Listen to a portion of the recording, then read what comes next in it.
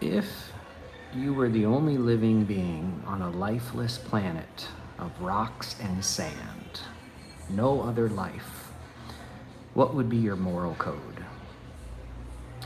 Thou shalt not kick thy rocks. Thou shalt not move thy rocks. Thou shalt not mix thy rocks with thy sand. This demonstrates that without other people, morality doesn't exist and has no meaning.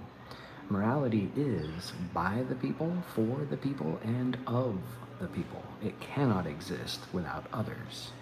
It has no use or application in solitude.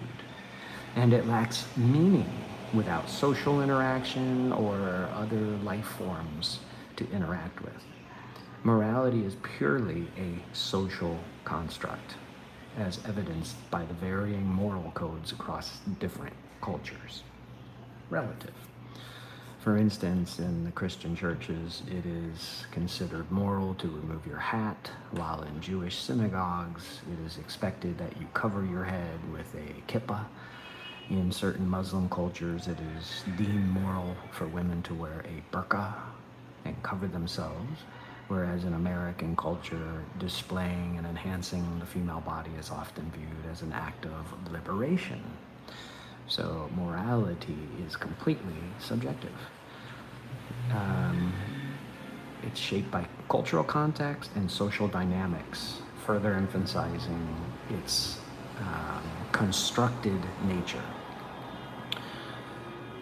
How morality is formed. Pain or pleasure is externalized and projected as empathy, which is then generalized into the concept of morality.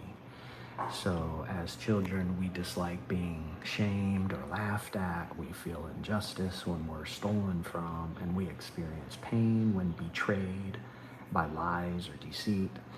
And this discomfort or pain or displeasure is externalized and then projected as empathy.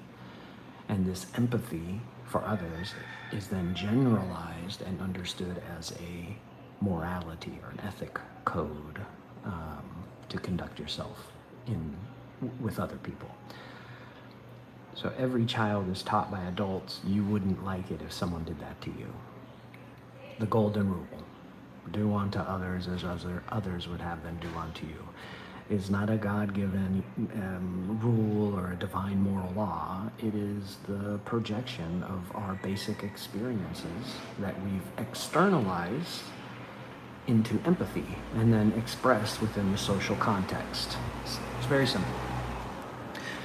To understand, we can see as an evolutionary selected trait for any society that relies on mutual support for defense, security, resources, sustenance. So morality is a social construction. This is why we consider individuals who do not demonstrate empathy to have a psychological disorder, such as sociopathy or psychopathy. A lack of empathy is a key characteristic of antisocial personality disorder. So the very concept of moral utilitarianism is an expression of our survival instinct, first to preserve our own lives, then extend to the survival of our genetic offspring, and finally to the survival of our species.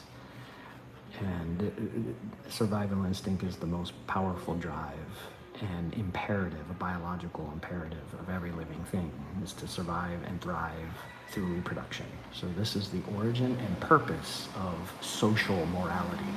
And to further elaborate that morality is not objective, the definition of morals is motivation based on ideas of right and wrong. So motivation and ideas, which is subjective.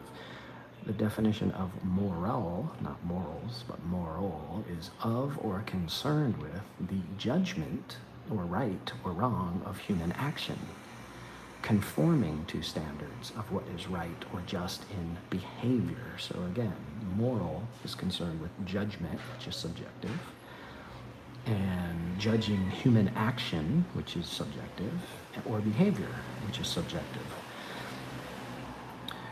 Morality definition is a system or collection of ideas of right and wrong conduct and the quality of being in accord with these standards of right and wrong conduct. So it's a collection of, morality is a collection of ideas of conduct, which are both ideas and conduct are both subjective.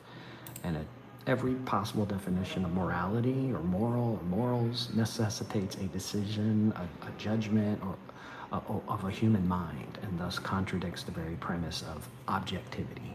Because objective, by definition of objective, is existing independent or external to the mind and uninfluenced by emotions or personal prejudices. So again, there's no such thing as objective morality.